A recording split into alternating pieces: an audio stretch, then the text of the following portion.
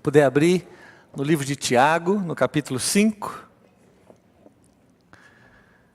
Tiago, capítulo 5, nós vamos ler do versículo 7 até o versículo 11.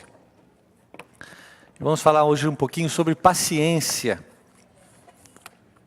especialmente em momentos difíceis, em momentos de tribulação, de dificuldades para nós. E vamos entender um pouquinho o que a Bíblia, pelo menos um pouco do que a Bíblia fala a respeito de paciência. Vamos tentar trabalhar nesse texto. Eu queria dizer para você, venha sempre com a sua Bíblia. Se você não tem a sua Bíblia, peça para mim. A gente vai tentar providenciar uma para você, é muito importante. Uma oportunidade especial nesse momento que temos de ir na igreja juntos, não é? Esse é o momento da gente abrir a Bíblia, tentar entendermos juntos a palavra de Deus. Então, sempre que vier à igreja, que deveria ser sempre, traga sempre a sua Bíblia, tá certo? Tiago, capítulo 5, não é? E lá em cima está a Melissa nos ajudando hoje na interpretação, na tradução, se você fala inglês e precisa de interpretação, ou se você quer falar inglês, não é? Então, você pode saber o que eu estou falando em inglês com a voz da Melissa, não é? Então, você pode ir ali atrás com o André e pegar que eu esqueci o nome, headphone. Oxe, que sem graça. Então tá bom. E aí você pode ouvir tudo em inglês, não é? Tá certo? Aliás, nós estamos procurando mais voluntários. Se você fala muito bem inglês e português, você pode nos ajudar. Nós temos hoje poucos voluntários nessa área. Está sobrecarregando, inclusive, os irmãos que estão. Porque realmente um trabalho especial e muito cansativo e temos que valorizar muito o trabalho que eles fazem, não é? Então a Melissa está lá no livro de James, não é isso? Ela estava dizendo para mim, será que eu vou lembrar que é Tiago, é James? Tiago é James. Não, ela vai falar Tiago, não é? E não é Tiago. Ok, já falei bastante. Tiago 7 diz assim, 5, versículo 7. Sede, pois, irmãos, pacientes até a vinda do Senhor. Eis que o lavrador aguarda com paciência o precioso fruto da terra, até receber as primeiras e as últimas chuvas.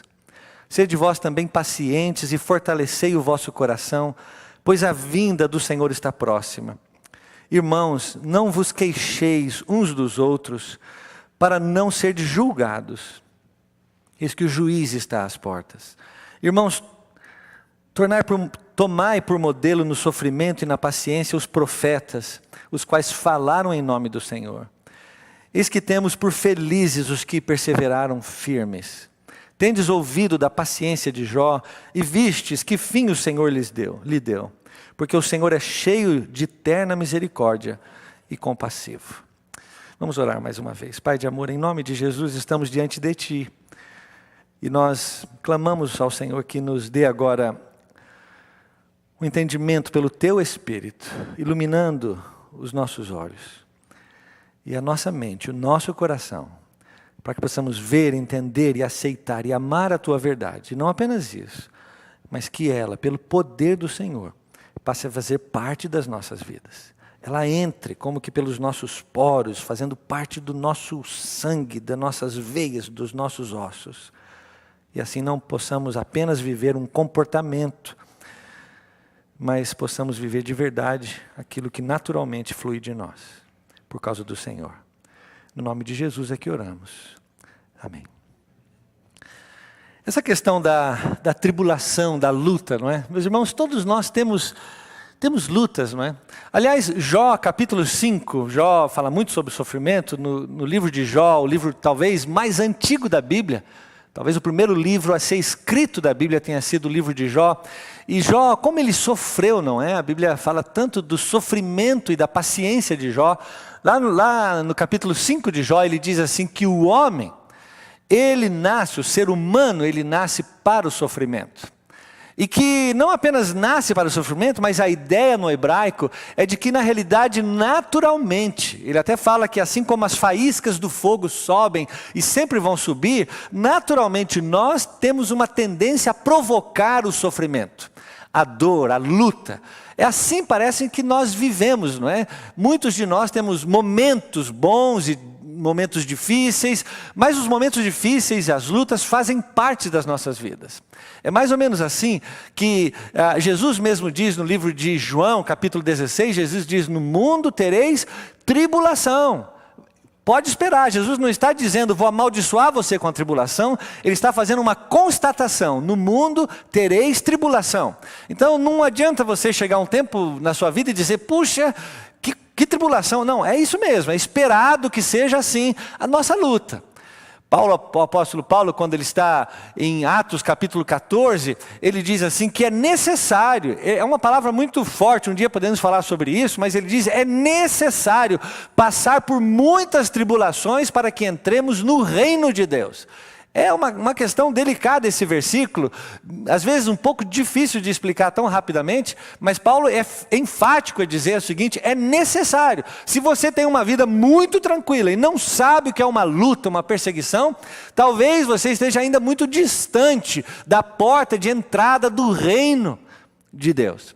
Tá certo? Então, essas perseguições, elas existem. O livro de Tiago fala muito a respeito de perseguição, inclusive usa duas palavras gregas diferentes para falar sobre perseguição e sobre tribulação e sobre luta e sobre sofrimento. Ele usa uma palavra, especialmente no primeiro capítulo, que tem a ver com o sofrimento, com circunstâncias. Coisas que estão acontecendo conosco. Não é? E a gente tem que ter às vezes paciência no momento tão difícil da nossa vida. Pode ser um desemprego, uma saúde de alguém, pode ser uma luta emocional, financeira. Mas no final, especialmente aqui no capítulo 5, ele vai falar a respeito de paciência durante um tipo diferente de tribulação, de lutas, que é a tribulação do nosso relacionamento. Ele usa um termo diferente para dizer paciência uns com os outros.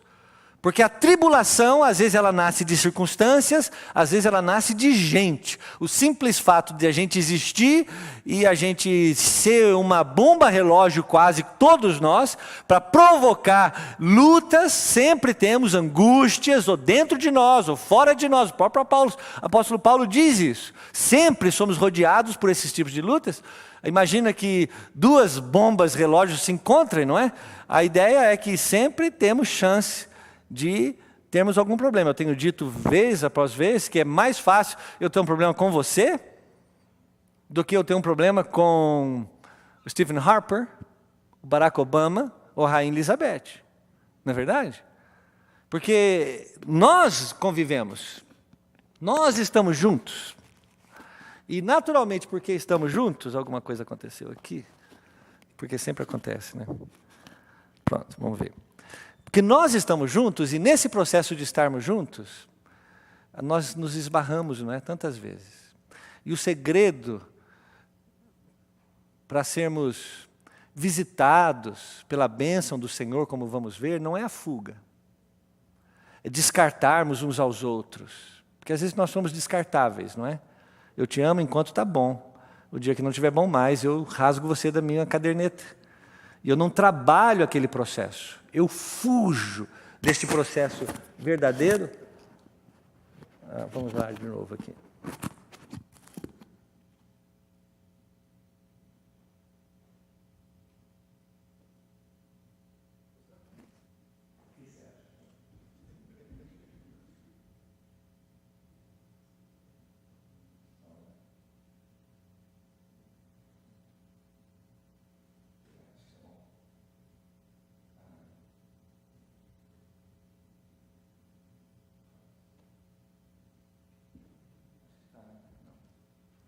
Que não.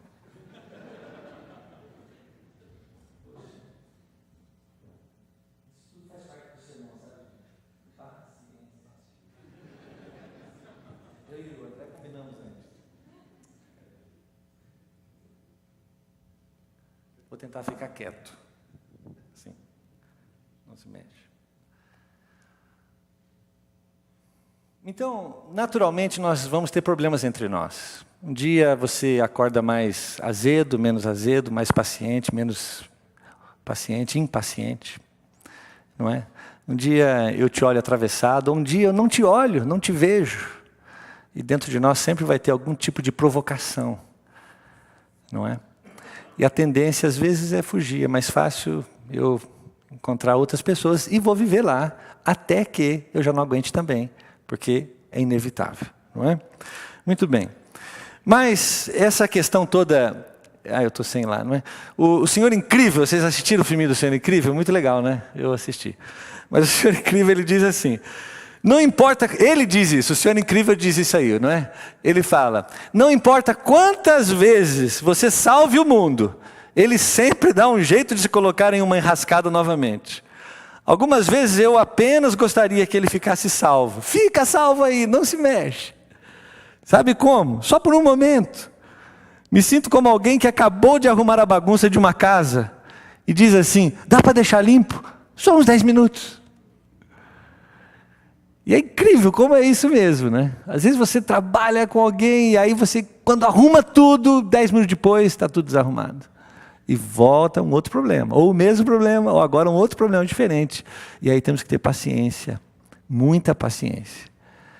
Meus irmãos, isso é um segredo na vida da igreja. Nós temos que aprender a conviver com os nossos sofrimentos e os sofrimentos uns dos outros. É necessário que seja assim. Porque as pessoas são a razão pela qual Jesus morreu. Porque as pessoas têm um valor inestimável para Deus. Porque Deus amou o mundo de tal maneira. E é exatamente por isso que os nossos olhos precisam ser agraciados quando conversamos uns com os outros. Sabendo que todos nós temos as nossas limitações. Sabendo que cada um de nós ainda está num processo. Você lembra do versículo do profeta que diz assim, que a vereda do justo é como o sol da manhã, que vai se pondo, até que seja dia perfeito. A Bíblia dá uma noção de que Jesus é o sol perfeito, o sol do meio-dia, o homem perfeito, que não falta nada. Ele é o homem justo que agrada a Deus. E nós ainda estamos talvez nascendo, 5 da madrugada, 5:05, 5:30, está longe do meio-dia ainda nesse processo. Nós precisamos ter uns com os outros, marido com mulher, mulher com marido, com os filhos, com os pais. Porque é um processo. E às vezes a gente troca de pessoa e só mudou o endereço ou o nome da pessoa, mas os problemas virão normalmente. O fato é que nós precisamos de paciência por algumas razões. E Tiago nos dá aqui algumas razões para que tenhamos paciência uns com os outros. Para que nada seja descartável, para que estejamos firmes, corajosamente firmes nos nossos relacionamentos e na missão que recebemos do Senhor conosco, não é? A primeira delas, Tiago diz assim, paciência, considere a volta do Senhor, ele diz. O texto diz assim, o fim de todas as coisas está próximo, perdão, estou lendo errado. Portanto, irmãos, sejam pacientes até a vinda do Senhor. Sejam pacientes até a vinda do Senhor. Vejam como o agricultor aguarda que a terra produza a preciosa colheita. E como espera com paciência até virem as chuvas de outono e da primavera. Eu acho, meus irmãos, que às vezes nós não consideramos tanto a volta do Senhor.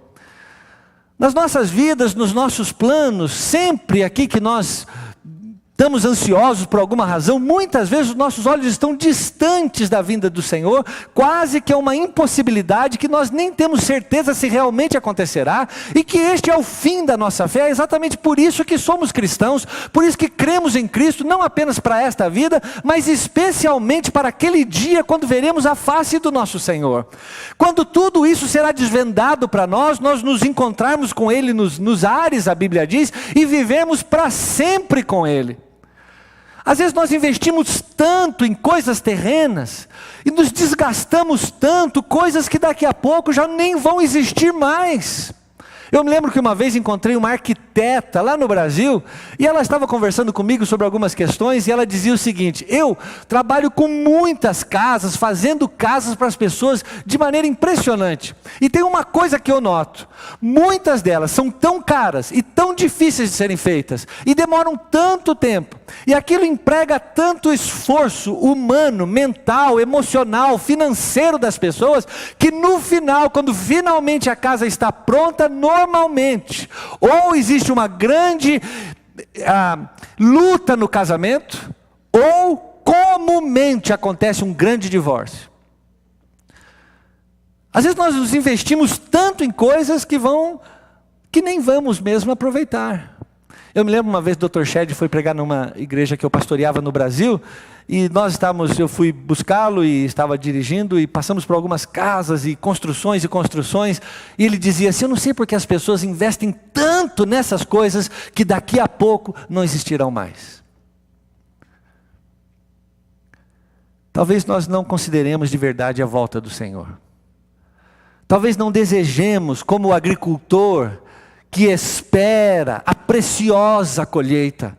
Imagine que Tiago está escrevendo lá em Israel, aonde mais ou menos em outono você planta a semente e a chuva só virá em abril. Você planta e tem que cruzar os braços e esperar que aquela chuva venha.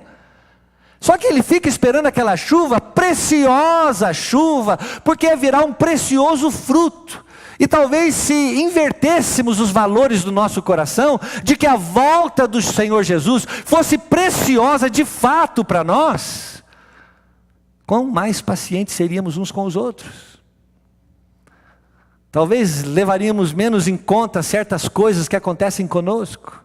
Talvez o nosso amor se engrandeceria, o nosso peito se esticaria, e nós amássemos tanto aquelas pessoas que estão conosco, apesar delas, sem a ilusão de esperarmos dela a perfeição que nós achamos que nós temos.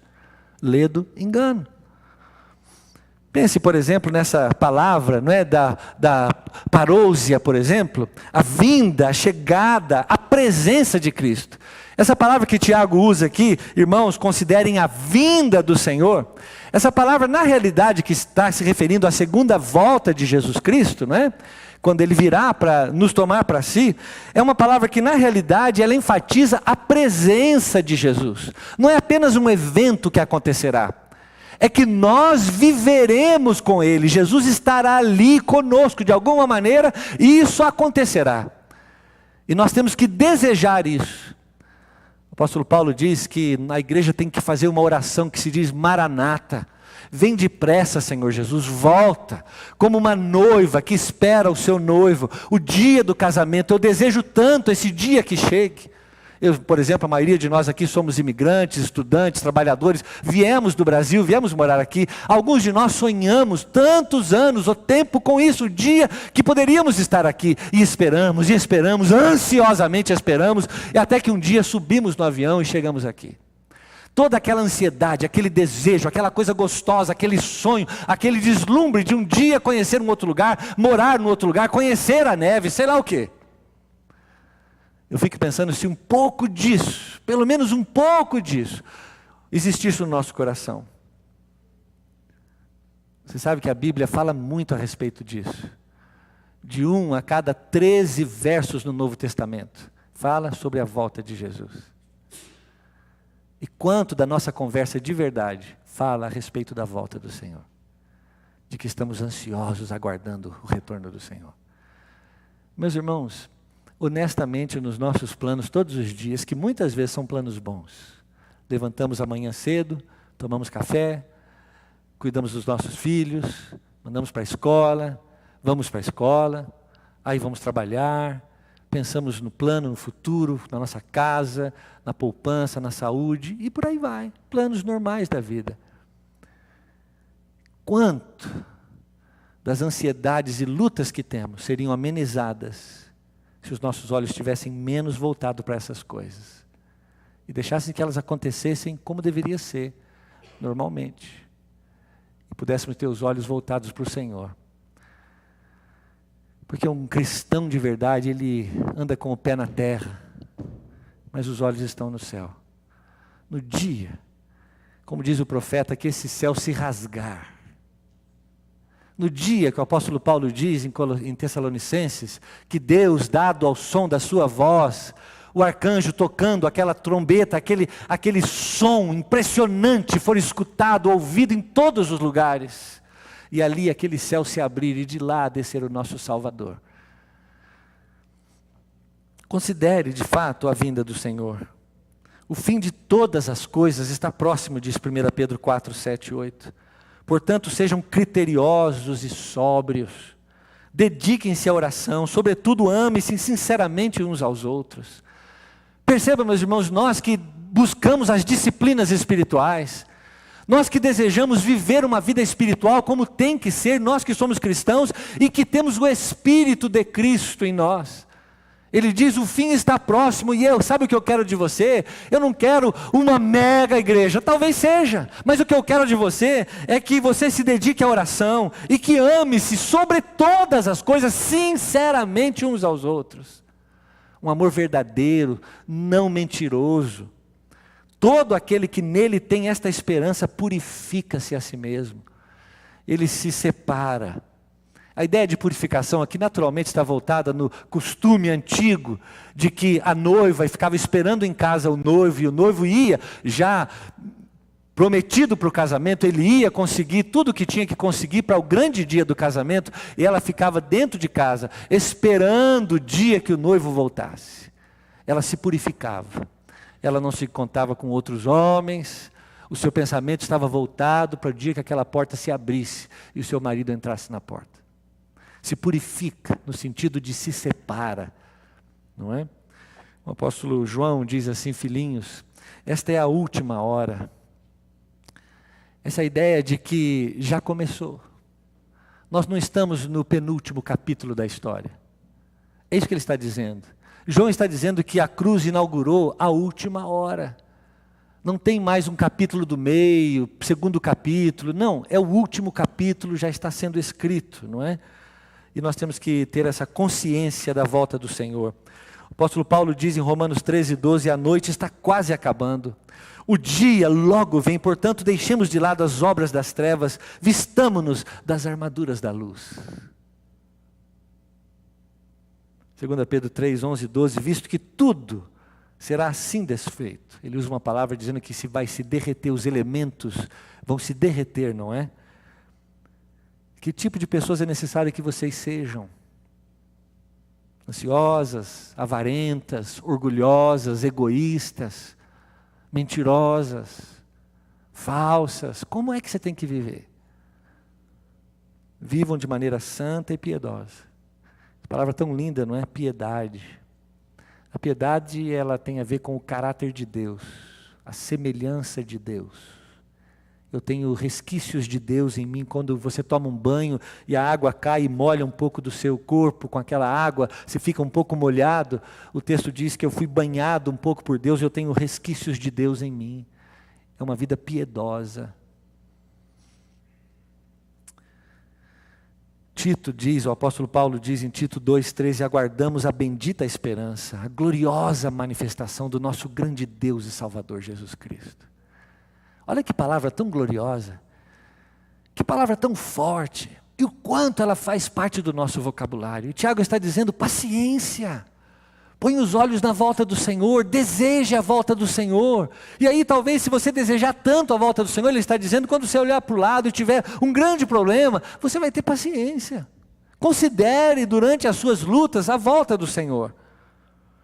Agora, ele dentro desse texto, do mesmo verso falando sobre a paciência, ele fala a respeito de fortalecer o coração. Por causa desta volta do Senhor, tendo em vista a volta do Senhor, fortaleça o coração. O coração tem que estar forte. Ele não pode estar fraquinho, uma hora crê, outra hora não crê, em dúvida. Não pode. Às vezes a gente tem uma coisa acontecendo e não dá certo. Você esperou tanto aquele resultado e ele não veio. Não acontece? Acontece. E aí você diz assim, Deus não me ama mais. Quis tanto isso e não deu certo. Talvez o Senhor não me ame. Aliás, não sei nem se Deus existe mesmo. Será que Ele se importa comigo? Então o meu coração se enfraqueceu. Aí tem alguém enfermo da sua família. Aí talvez um negócio que você estava tanto esperando não deu certo. Talvez um relacionamento rompido. Uma ansiedade que cresce no coração. Você diz, Deus nem se importa comigo. Isso já está acontecendo há quanto tempo? E nada acontece. Sabe, Paulo diz assim em 1 Coríntios 15:19, se é somente para esta vida que esperamos em Cristo, Se você espera que Cristo exista para você apenas para resolver os seus problemas da terra, se a sua ideia de Jesus Cristo e de Deus é um gênio da lâmpada, que Ele vai apenas resolver todos os seus problemas terrenos, então você é muito miserável, porque não é isso que vai acontecer. A ideia é de infeliz. Que pena que você limitou Deus apenas a esta terra. Que pena, porque é muito mais do que isso. E Deus não apenas é mais do que isso, aqui e além, mas Ele é livre e soberano. E dentro de sua sabedoria e da sua liberdade, Ele decide nos abençoar da melhor maneira que lhe agrada.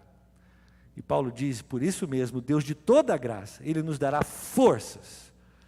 E Ele colocará os nossos corações alicerçados, firmes, como tem que ser. Porque é assim que pensamos.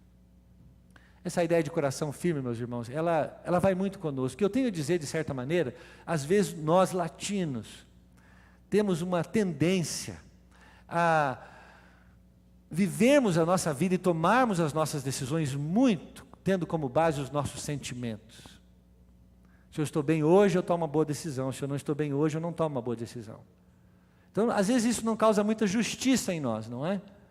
Às vezes não traz muita justiça, porque você vai conforme o sentimento, e não com aquilo que deveria ser realmente bom. Você é impulsionado por aquele momento. Você ganha um beijo da namorada, chega no restaurante, pai, eu vou pagar a conta para todo mundo. Não é?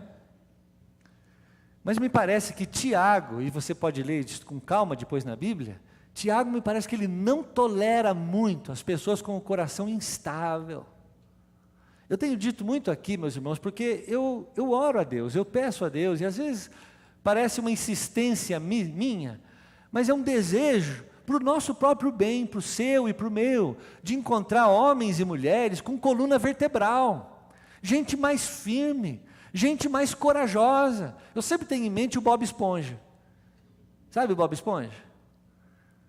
Ele não tem espinha, né? Aí ele vai com tudo.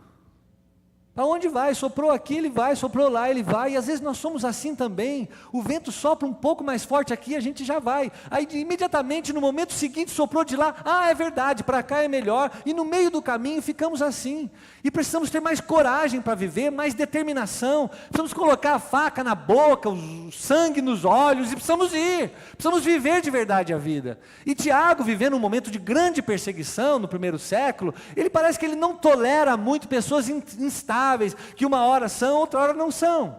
Nós precisamos ter uma estabilidade na nossa vida e não vivermos tão melindrosos que às vezes não podemos nos tocar, às vezes que dói. Veja, por exemplo, ele diz assim no capítulo 1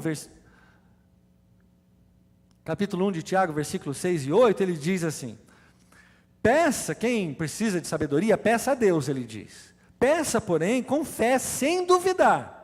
Percebe? Sem dúvida, não duvide. Peça para valer, não fica em cima do muro, ele diz. Pois aquele que duvida é semelhante à onda do mar, levada e agitada pelo vento. Não pense que tal homem, tal mulher, receberá alguma coisa do Senhor. Não ache você assim, não. Não vai receber. É alguém que tem a mente dividida, instável em tudo que faz. Então Tiago já dá de cara no primeiro capítulo. Capítulo 2 ele diz assim: vocês estão fazendo discriminação, sendo parciais, eu prefiro você contra você. E pior ainda, Tiago diz, não apenas vocês são parciais, preferem um contra o outro, mas vocês nem têm todos os dados nas mãos. Sabe quando você está dirigindo, tem aquele ponto morto, que você não, cego, perdão, que você não vê realmente um carro passar, às vezes está do seu lado, você não vê? Nós somos assim uns com os outros, meus irmãos. Nós não enxergamos tudo. Eu não sei tudo o que está na sua mente. Eu não sei tudo o que está na minha mente. Não sei. Você não sabe tudo o que eu penso, o que eu vivi, o que aconteceu para o Jaime existir dessa maneira que o Jaime existe. Nós vamos ter paciência uns com os outros e não podemos ser usando os critérios errados. Tiago continua, e ele diz no capítulo 3, versículo 9 e 11, com a língua bendizemos ao Senhor e Pai. Estamos aqui louvando a Deus e cantamos ao Senhor.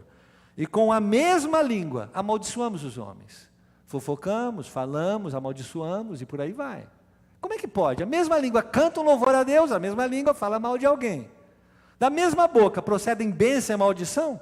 Meus amados, meus irmãos, não pode ser assim. Acaso pode sair água doce e água amarga da mesma fonte? A resposta de Tiago é não. Não pode sair água diferente da mesma fonte. Ou sai água doce, ou sai água salgada. E aqui é uma questão muito delicada para nós, porque temos que considerar a nossa salvação. Que tipo de fonte tem dentro de nós? Que fonte existe dentro de você? Porque se sai tanta água amarga de você, e de vez em quando sai uma água doce, talvez a sua fonte seja amarga. E aquilo de João 4, aquele que crê em mim, do seu interior, jorrará água, e rios sairão, e uma fonte sairão de dentro de você, talvez não seja a verdade, a realidade que você experimente ainda. Mas Tiago está aqui dizendo o seguinte, não pode, ou é um ou é outro. Capítulo 4, ele diz assim, você não sabe que a amizade com o mundo é inimizade com Deus? Ele está falando dos prazeres desregrados. E ele está falando do amor ao dinheiro, que ele diz que o amor ao dinheiro é a raiz de todos os males. Ele diz, você tem que amar ou a Deus ou o dinheiro. Jesus fala a respeito do Deus chamado Mamon, que é o Deus das riquezas, dos dinheiros. Jesus fala assim, você não pode servir a dois senhores, você não pode servir a Mamon e a Deus, você tem que escolher quem você vai servir. E Tiago parece que ele está insistindo nesse processo. Vocês têm a mente dividida, ele diz, no capítulo 4, versículo 8. É interessante em Lucas, se eu não me engano, capítulo 9, quando Jesus sabe que ele vai para Jerusalém, e ele sabe que vai ser crucificado. Mas o texto diz de maneira impressionante que Jesus se levanta e com o rosto resoluto, ele vai para Jerusalém. É uma determinação. Ele diz, eu sei o que eu tenho que fazer e é para lá que eu vou. Meus irmãos, nós temos que ter essa convicção dentro de nós. Nós precisamos agir não necessariamente por causa dos nossos sentimentos, nós temos que agir por causa das nossas convicções. As nossas convicções, elas têm que temperar os nossos sentimentos. Aquela convicção que você tem de quem você é, que você de verdade é filho de Deus, de que você foi lavado no sangue de Jesus Cristo, de que o sangue nas suas veias não é seu mais, mas é o sangue lá da cruz. De que eu e você somos irmãos, de que a glória nos espera. Quando temos esta convicção dentro de nós, meus irmãos, nós somos resolutos nas nossas decisões. Nós nos abandonamos aos pés da cruz de Jesus e assim é que nós vivemos. Não ficamos aí esperando tanto aqui e agora, se acontecer, glória a Deus, louvado seja Deus. E se não acontecer, louvado seja Deus.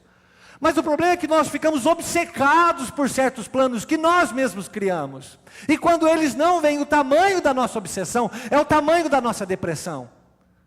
Eu penso os escravos americanos, que lá, talvez 200 anos atrás, no sul dos Estados Unidos, eles não tinham opção, meus irmãos. Não tinha internet, não tinha jornal. Eles não sabiam o que estava acontecendo na fazenda vizinha. Não havia comunicação. Eles sabiam de uma coisa, que eles eram escravos e tinham que trabalhar manhã, tarde, noite, madrugada, frio, calor, chuva, o que fosse. Eles tinham que trabalhar para alguém.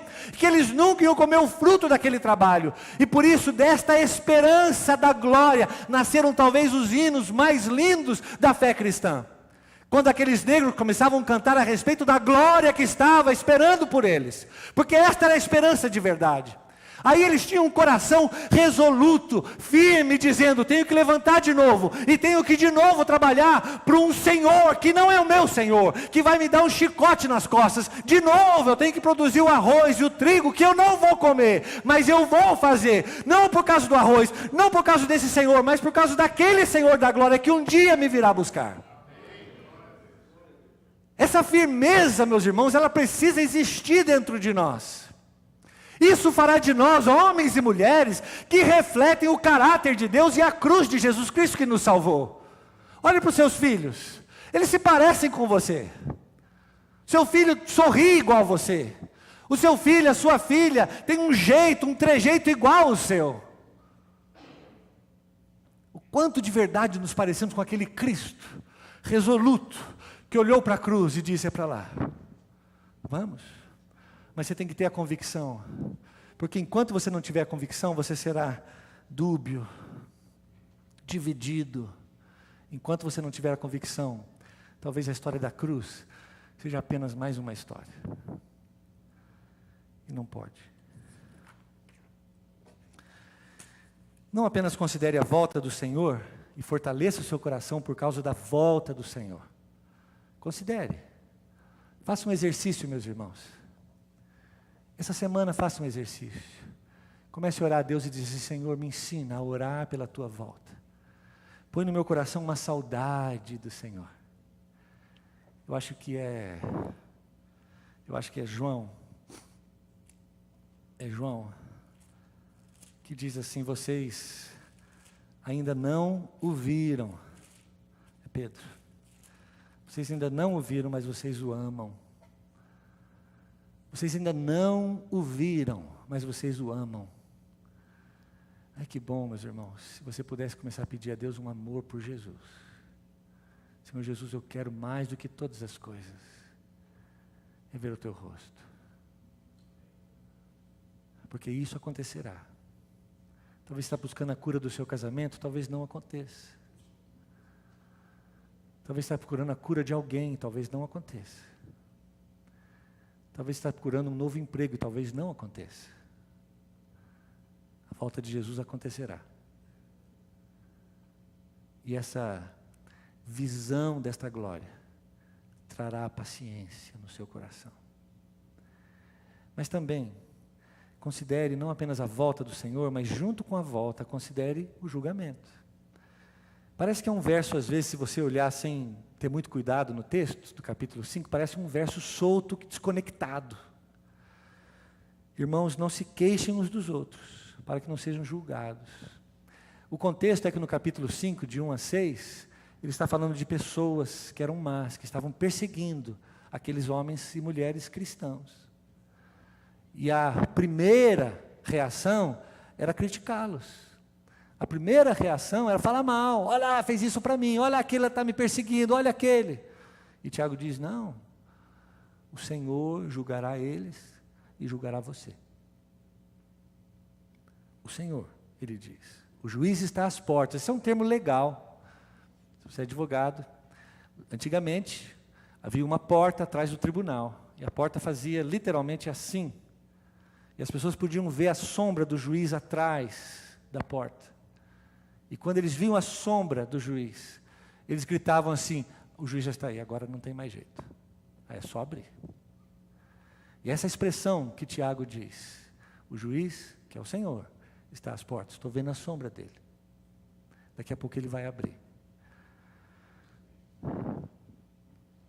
Tenham cuidado para que vocês não destruam o fruto do nosso trabalho, 2 João 1,8. Antes sejam recompensados plenamente. O juiz está às portas. E ele vai julgar, talvez você perca o seu trabalho. Talvez ele vai te recompensar pelo seu trabalho.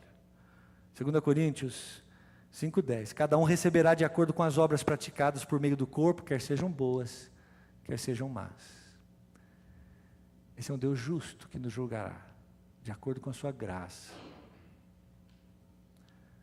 1 Coríntios, capítulo 3, versículo 13. Porque o dia, aquele dia da volta do Senhor, Ele lançará luz sobre as obras de todos nós.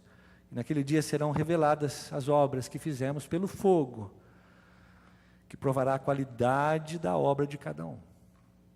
O fogo talvez seja lançado, e se a sua obra foi palha, vai ser destruída ali mesmo. Se a sua obra for de ouro, ela será purificada, e aquele incenso será levantado ao Senhor. Mas considere isso, meus irmãos. Esse é o temor que antigamente dizia que temos que colocar a barba de molho, não é? Que o temor do Senhor é o princípio da sabedoria. Quando de verdade tememos a Deus, como a nossa vida vive, os frutos que nós produzimos, sabendo que nós e eles serão julgados pelo Senhor. Aqueles que são salvos, a Bíblia diz, serão apenas trazidos para a presença do Senhor. Agora, meus irmãos, esse é um assunto tão delicado que merece um dia uma conversa a respeito disso. Mas quando consideramos o julgamento de Deus, a paciência, ela começa a existir no nosso coração. 3, não apenas a volta e o julgamento do Senhor, mas também considere os exemplos do Senhor. Irmãos, tenham os profetas que falaram em nome do Senhor como exemplo de paciência diante do sofrimento, ele diz. É interessante que a palavra sofrimento aí é uma palavra grega que ele usa sentimento e mal. Ele soma duas palavras. A primeira é pathos, de sentir, de patologia. Ele diz, os profetas, eles sentiram o mal, eles passaram pelo mal. Pensa, por exemplo, como Elias foi perseguido por Jezabel. Pensa como Davi foi perseguido por Saul. Pensa em Ezequiel, que sofreu e diz, ainda Deus disse para ele, você tem que sofrer mesmo. Pensa em Oséias e o seu casamento tão danificado como foi. Pensa em João Batista, o maior de todos os profetas, de todos os homens que já existiu, que sofreu tanto que foi decapitado, porque falava a respeito da santidade do casamento, especialmente contra Herodes, o governador. Olha para esses exemplos, o Tiago está dizendo, olha para esses exemplos, porque eles sofreram, mas eles viviam de acordo com o Senhor, eles falaram em nome do Senhor, eles não sofreram porque eles roubaram, eles não sofreram porque eles mentiram, eles não sofreram porque adulteraram, eles sofreram porque viviam de acordo com o que o Senhor queria que eles vivessem. Jesus mesmo em João capítulo 13, versículo 15 diz assim, eu lhes dei o exemplo, para que vocês façam como eu lhes fiz. É o exemplo que Jesus nos deu. Vem, segue-me, eu sou também esse modelo para você. Jesus mesmo diz em Mateus, Jerusalém, Jerusalém, você mata os profetas, você apedreja os que lhes são enviados, como eles sofreram os profetas. Em Atos 7:52, quando Estevão está sendo apedrejado, e aí se torna o primeiro mártir da igreja, Estevão, ele diz assim, vocês aí, qual dos profetas, os seus antepassados não perseguiram? Todos foram perseguidos, mas todos perseveraram. E sabe, meus irmãos, nós temos que olhar para os modelos. Quem são as pessoas para que você olha para elas? Quem são os modelos que você olha? Eu não quero ser aqui tão barato, baixo, mesquinho, mas se os seus modelos são os atores de Hollywood, as novelas da Globo, quem são os homens e mulheres que você olha, que você conhece, você diz assim, é assim que é? Quem são os padrões e os paradigmas para quem você olha? A Bíblia tem tantos deles, e ao nosso redor, na nossa história recente, também temos tanta gente, que de verdade considerou o Senhor, e por isso foi paciente. Paciência também, meus irmãos, considere a bênção do Senhor, Tiago diz. Como vocês sabem, nós consideramos felizes aqueles que mostraram perseverança. Essa é a primeira parte, a parte A do versículo 11, ele diz. É interessante que a palavra feliz, a palavra makarios, tem a ver com a aprovação e a recompensa. A palavra makarios é feliz no sentido de foi aprovado por Deus. E é interessante que essa palavra, como vocês sabem, na realidade é um senso comum. O Tiago está dizendo, vocês sabem disso. Há um senso comum entre nós, todo mundo sabe que é assim. Que a bênção vem não para quem faz grandes coisas, mas para quem perseverou durante grandes provações. Não é se nós construímos um grande barco como Noé construiu, ou se nós apenas oferecemos um cordeirinho, como Abel ofereceu. Não faz diferença. Eles perseveraram durante a provação, igualmente, e os dois foram recompensados pelo Senhor, e nós sabemos disso, porque quando nós somos provados, e aí temos essa paciência, sabendo que Deus nos abençoará, considere isso, são felizes, são aprovados por Deus, aqueles que são pacientes. Quinto, considere o propósito do Senhor. Vocês ouviram falar sobre a paciência de Jó e viram o fim, o propósito, a razão, o alvo que o Senhor lhe proporcionou. O texto, vocês ouviram falar, é a ideia de um conhecimento comum também. Todo mundo sabia a história de Jó, ele traz agora Jó para dentro do seu assunto de paciência. Ele diz, vocês conhecem a história de Jó. Jó, quando ele estava perdendo tudo, a sua mulher e os seus filhos, qual foi a reação de Jó? Ele diz, o Senhor Deus deu, o Senhor Deus tomou. E o que mais? Louvado, bendito seja o nome do Senhor. essa consciência de que é do Senhor. Aí quando eles dizem para Deus, puxa, Deus está te amaldiçoando talvez, Jó, o que ele responde? Ele diz, se nós aceitamos o bem dado por Deus, por que não vamos aceitar o mal? É Deus que dá um ou outro, e eu me submeto às coisas que o Senhor tem para mim, ele diz. Embora ele me mate, mesmo que ele me mate, diz o versículo do capítulo 13, ainda assim eu vou esperar no Senhor. Aí você percebe lá no capítulo 42, como a Bíblia diz que Deus mudou a sorte de Jó. Esse homem que perdeu todas as coisas, o texto diz que ele ganhou tudo em dobro. Havia um propósito, meus irmãos, e esse propósito, que eu acho chave nessa nossa discussão, tem a ver com o fato de que aqui Deus e Jó, ele queria testar a fé. A ideia de provar é a ideia de amassar e esmagar. Você pega uma laranja e aperta aquela laranja para ver se de verdade tem um caldo de laranja lá dentro. Deus sabe que tem, mas você sabe. Sabe, no momento de grande luta, de grande provação, que você vai saber exatamente o que é que está dentro de você. No momento das grandes lutas é que nós descobrimos de verdade o que está aqui dentro. Deus queria, esse era o propósito, queria fortalecer a fé de Jó. Deus queria provar a Satanás que Jó amava o Senhor. E Deus queria aumentar a bênção de Jó. Ele diz, meus ouvidos já tinham ouvido a teu respeito, mas agora os meus olhos te veem, Jó diz. Que propósito maravilhoso, quando estamos vivendo um certo momento e queremos depressa fugir deste momento que estamos vivendo. Estamos vivendo um momento difícil e rapidamente queremos virar a página, sem deixar que Deus de verdade faça aquilo que Ele tem que fazer nas nossas vidas. E o fato é que aconteceu uma coisa nesse processo com Jó. Antes, Jó diz assim, eu só te conhecia de ouvir falar, mas depois que eu passei por tudo isso, agora eu de verdade sei quem o Senhor é. E o apóstolo Paulo diz que ele sabe, nós sabemos, que Deus age em todas as coisas para o bem daqueles que o amam, dos que foram chamados de acordo com o seu propósito. Deus tem um propósito nas nossas vidas, na sua vida.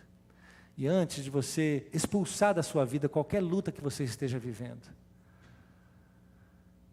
antes de você rejeitar este mal que vem sobre você, você considere diante do Senhor quais os seus propósitos para você. Finalmente, paciência, considere o caráter do Senhor. O Senhor é cheio de compaixão e de misericórdia. Cheio de compaixão e de misericórdia. A palavra compaixão, splanknos, a palavra grega, significa na realidade, é meio esquisito traduzir isso, mas compaixão significa que tem um estômago ou as entranhas muito, muito, muito grande. Porque dentro da cultura do Oriente Médio, você não sente no coração. A gente não diz assim, a gente faz um coraçãozinho, né? Estou apaixonado, faço um coraçãozinho. Não é assim? Mas, na realidade, não sentimos a dor, a saudade, a paixão no coração. Sentimos no estômago. Dói. É o que é a cultura do Oriente Médio, entende assim. O sentimento, onde as coisas se assentam, vem nas nossas entranhas, dentro de nós, é aqui que acontecem os nossos sentimentos.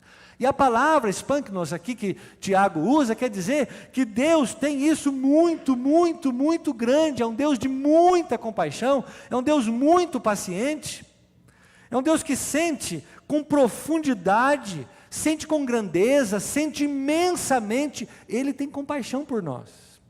É uma compaixão multiplicada que Ele tem por nós. E Ele diz assim, tenha paciência, considere o caráter de Deus. Deus é um Deus compassivo. Ele tem compaixão de cada um de nós, muita compaixão.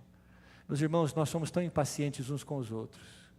Imagina se Deus fosse igualmente impaciente conosco. Mas Deus não é assim.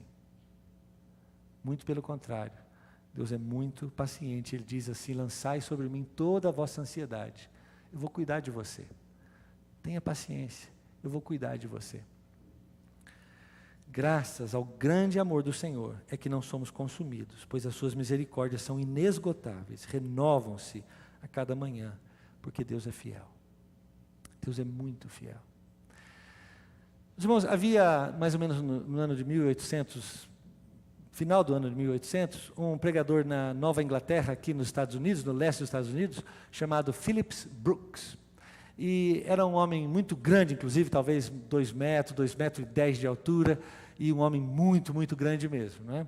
E era um pregador muito carismático, ele falava forte, e ele estava muito determinado daquilo que ele fazia, mas era um homem muito sereno, muito calmo, sempre muito paciente com as pessoas, não é?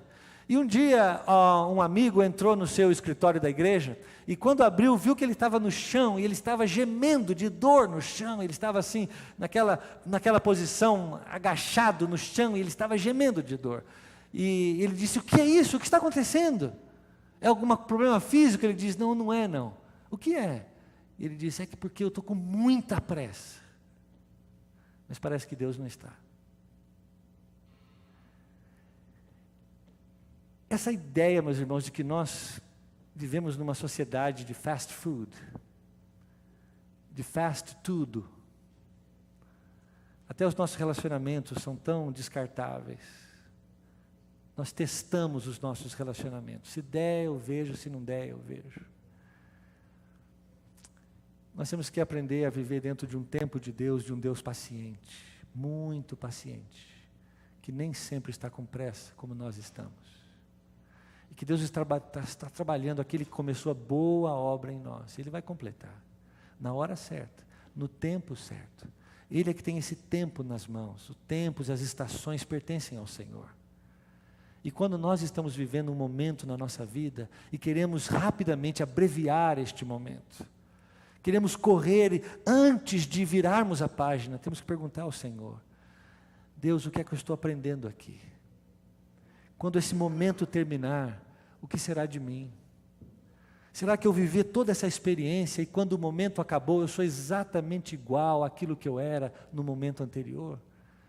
E se for, talvez Deus vai fazer você repetir de ano, e você vai ter que passar aquela experiência de novo. Porque Deus quer que você seja aprovado na sua fé, que você cresça no seu caráter cristão.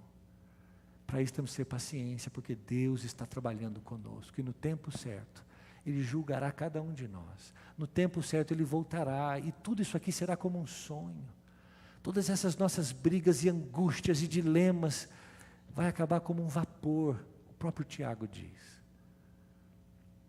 Mas até lá, nós olhando para esse grande e glorioso dia, nós aprendemos a descansar as nossas emoções naquele que não está com pressa, no Deus paciente, paciente comigo e paciente com aquele que talvez eu não queira ser tão paciente. Assim é que nós podemos entender estas perseguições que Tiago falava e as nossas lutas dos nossos dias e trazer à luz o fato de que podemos ser mais pacientes uns com os outros.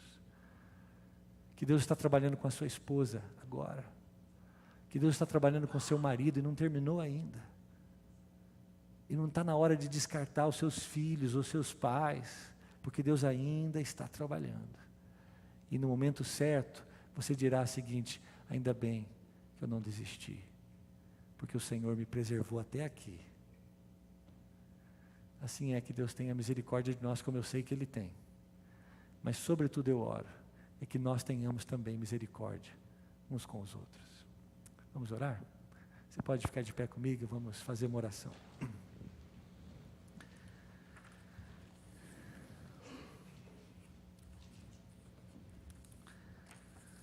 Ó Deus e nosso Pai querido, nós te agradecemos por essa noite, por tudo que fizemos aqui, pelos louvores, pelos abraços, pela ceia que partilhamos juntos e compartilhamos da intimidade do Senhor através dessa Eucaristia. Graças te damos pela tua palavra, que foi inspirada pelo teu Espírito, para que hoje estivesse conosco, e que este mesmo Espírito que a inspirou está aqui entre nós, para que possa traduzir cada uma dessas palavras e produzir em nós os frutos de que tanto necessitamos. Como seria bom, Senhor Deus, se houvesse mais paciência dentro de casa com os nossos maridos, nossas esposas, nossos filhos e filhas, nossos pais. Talvez conosco mesmo, como aquele homem me disse, que ele está já sem paciência consigo mesmo. Pai de amor, eu oro esta noite para que o Senhor reavive nos nossos corações o maior de todos os sonhos, o sonho de que um dia estaremos contigo.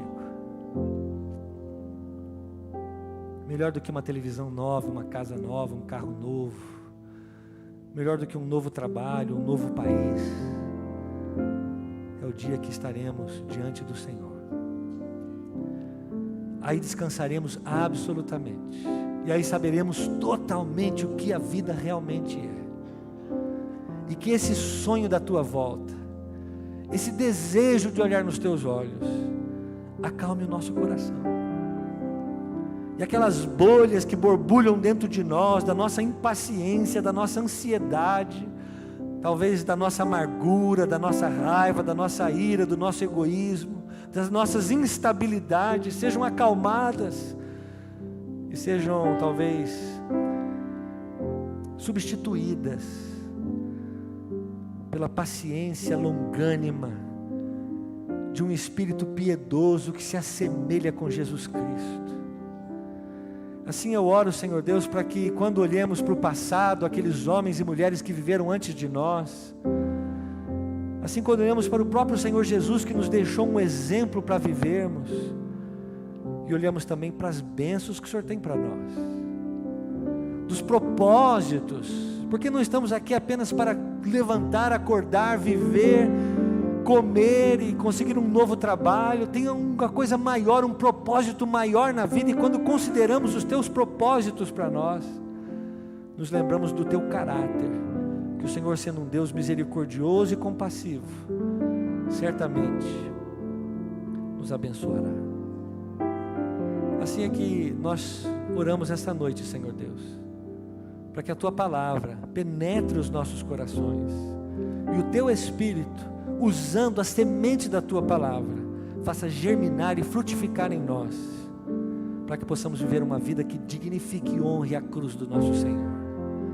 Hoje pode começar, Senhor Deus, não precisa esperar amanhã, não precisa de uma visão sobrenatural. Hoje podemos nos comprometer contigo de abrir os nossos corações e de pedir que o Senhor nos invada e venha trazer sobre nós os sonhos a respeito do Senhor, que possamos ter esse mesmo amor que os profetas tinham, que os homens do passado tinham, muitos do presente ainda têm, e assim sermos pacientes conosco, uns com os outros, e em tudo louvar o teu nome. Assim despeça-nos em paz, que o Senhor vá diante de nós como quem nos guia,